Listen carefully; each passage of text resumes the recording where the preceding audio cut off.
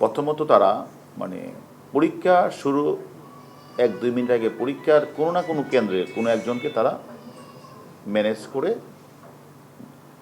এরা করে কি ওই প্রশ্নের যে ফটোকপিটা এমসিকিউ অথবা রিটেন প্রশ্নটা তারা সাথে সাথে হোয়াটসঅ্যাপে করে বাইরে পাঠাবে।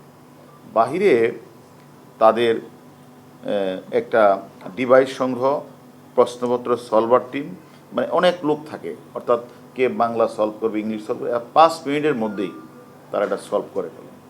সলভ করি তখন তারা তাদের যে ডিভাইস থাকে এই ডিভাইসটা তারা কানের মধ্যে এরকম একটা বল থাকে, এই কানের মধ্যে এরকম একটা বল থাকে, এই বলটা এই যে বলটা কানে দেয়, কানে দিয়ে এরা কানে দিবে।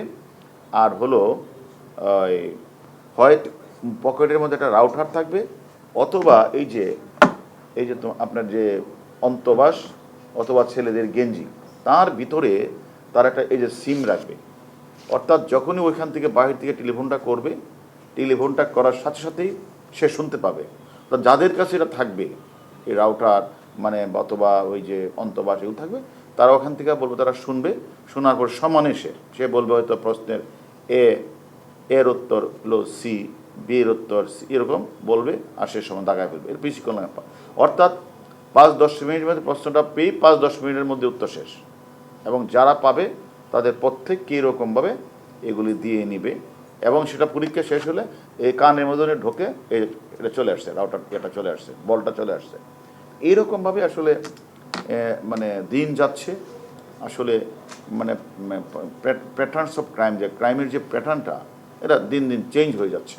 তারা প্রাথমিক শিক্ষক নিয়োগের 3য় ধাপে বাংলাদেশ রেলওয়ের টিকিট, পল্লী উন্নয়ন সঞ্চয়, জেলা প্রশাসক, মৎস্য বিভাগ বিষয়ক, জেলা প্রশাসক টাঙ্গাইল, গণপূর্ত সহকারী কাম কম্পিউটার, দুর্যোগ ব্যবস্থাপনা সবির, ভূমি মন্ত্রণালয়ের এবং বাখরাবাদ গ্যাস কোম্পানি লিমিটেড, আরও অনেক জায়গায় তারা উল্লিখিত পন্থা অপরাধ সংগঠিত করেছেন। আমাদের কথা হলো, আমরা জানি, আমরা সবাইকে বলছি যে এইরকম পন্থা অবলম্বন করে চাকরি নেওয়া যাবে না। অনৈতিক উপায়ে চাকরি নেওয়ার কোনো সুযোগ নেই। পরীক্ষার কোনো অসুবিধা অবলম্বনের চেষ্টা করুন, আমি মনে করি কেউ চেষ্টা করলে তাদের বিরুদ্ধে কঠোর আইনগত ব্যবস্থা গ্রহণ করা হবে। এবং কেন্দ্রে প্রবেশের সময় প্রতিটি পরীক্ষার্থীকে সতর্কতার সবে সম্ভব হলে মেটাল ডিটেক্টর ব্যবহার করা এবং চেক করা। আমরা কক্ষ পরিদর্শনের কাছে যদি কোনো পরীক্ষার্থীর আচরণ সন্দেহজনক হয় পুনরায় চেক করা। কোনো পরীক্ষার্থীর কাছে এসব ডিভাইস পাওয়া গেলে আইন পরীক্ষার সংস্থাকে অবহিত করা। এবং আমরা সেটাও বলেছি যে সেখানে আমার মনে হয় যে শুধুমাত্র পরীক্ষার যে নিয়ন্ত্রক একজন হাতেই মোবাইল থাকে ভালো, আর অন্য কারো কাছেই মনে করেন মোবাইল না থাকাই ভালো। কারণ কেউ না কেউ কেন্দ্রে একজন পরীক্ষা শুরুর সাথে সাথে মোবাইলের ছবিটা তুলে ফেলে। কারণ পরীক্ষার কেন্দ্রের যে দায়িত্ব, উনি যদি ছবি তুলে ফেলে কারো হয়তো কিছু করার নাই, তুলে উনি ওই চক্রের কাছে পাঠিয়ে দেয়।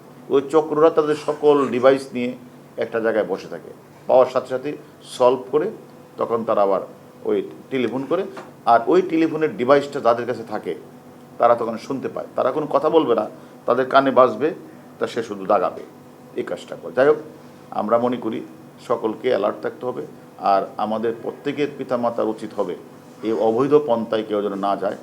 ভিন্ন পন্থায় চাকরি টাকা পয়সা দিয়ে এইসব চাকরির মানে জন্য গেলে বিপদের সম্ভাবনাই থাকবে, এবং তাদেরকে আইন শৃঙ্খলা যে কোনো সময় ধরতে পারলে তার বিরুদ্ধে কঠোর অ্যাকশন গ্রহণ করবে।